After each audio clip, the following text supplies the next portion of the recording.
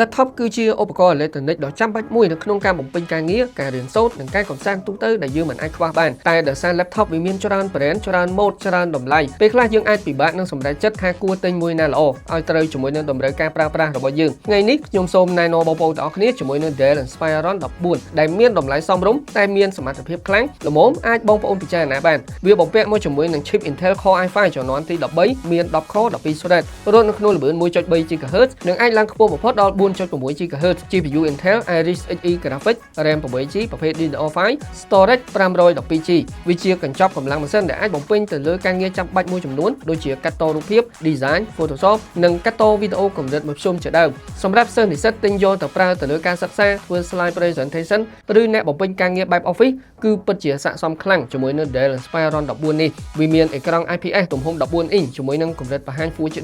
វាជាប្រភេទ anti glare ដែលការពារចំណាំងផ្លាតនិងមានកម្រិតពន្លឺ300 nit វាក៏មានបំពាក់កាមេរ៉ា webcam HD មួយគ្រាប់ហើយ keyboard របស់វាក៏មានភ្លើង backlit ពណ៌សងាយស្រួលប្រើនៅទីងងឹតជាមួយនឹង trackpad ធំស្រឡះងាយស្រួលប៉ះបញ្ជាបាន smooth ផងដែរវាមានទំហំថ្ម41 បាតម៉ោងដែលអាចចាក់វីដេអូជាប់បានខ្ទង់7ទៅ10ម៉ោងសម្រាប់ការប្រើប្រាស់បែបស្រាលទូទៅវាអាចប្រើបានខ្ទង់6ទៅ8ម៉ោងអាស្រ័យទៅលើការប្រើប្រាស់និងកម្រិតពន្លឺរបស់វាការ design បែប business ដែលមើលទៅសមរម្យសាមញ្ញប៉ុន្តែទាន់សម័យស័ក្តិសមជាមួយនឹងអ្នកប្រើប្រាស់សម័យថ្មីវាមានកម្រាស់ 18.9 មីលីម៉ែត្រនិងទម្ងន់ត្រឹម 1.56 គីឡូក្រាមទេជាទំហំដែលតូចល្មមស្រាលល្អងាយយកទៅតាមខ្លួននៅផ្នែកខាងឆ្វេងវាមានរុនសាកថ្មរុន HDMI 1.4 USB-C 3.2 Gen 2យើងអាចសាកថ្មតាមរុន Type C នេះបានឬប្រើវាសម្រាប់ភ្ជាប់ទៅកាន់ monitor ក៏បានដែរខាងស្ដាំមានរុន SD card រុនដោតកាស USB-A 3.2 និងរុនចាក់ lock laptop Dell Inspiron 14 model 5440នេះមានតម្លៃដើម$549ប៉ុន្តែយើងមានការ discount តម្លៃពិសេសនៅសល់ត្រឹមតែ$499ប៉ុណ្ណោះ